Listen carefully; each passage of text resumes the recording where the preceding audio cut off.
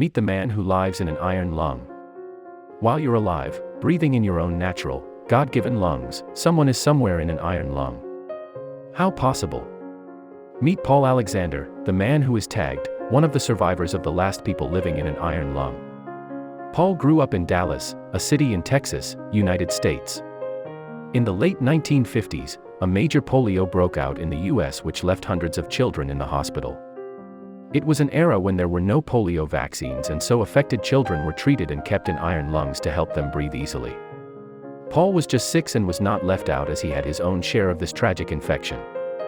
He was left at home receiving treatment as the hospitals were packed full with infected children. He was however rushed to the hospital when he was found to have stopped breathing as his condition had worsened over time.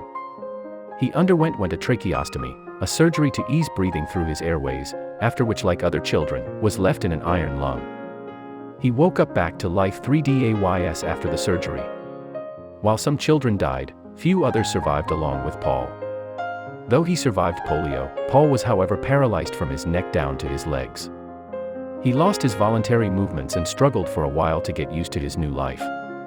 In his words, "I was using my throat muscles and my tongue to gulp in breath and swallow it into my lungs. It was exhausting. People would think I was chewing gum. Well, now, I've developed it into an art."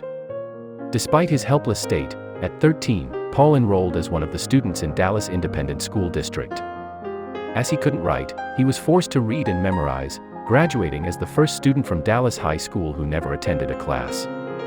He didn't stop there, as a scholarship got him to study at Southern Methodist University. He later got transferred to University of Texas at Austin where he got his bachelor's degree in 1978. In 1984, he bagged his postgraduate degree in law at University of Texas. In April 2020, he published a book, 3 Minutes for a Dog, which had taken him 8 years to write, through the help of a friend. Though life was hard on him, he took it as a challenge.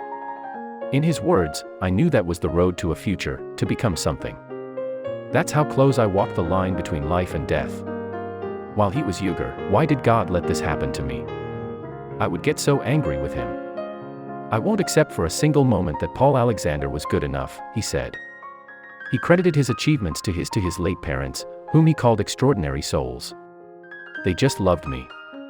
They would say, 'You can do anything,' and I believed it." It will interest you to know that Paul Alexander still lives today and remains the only survivor of the polio that claimed several lives.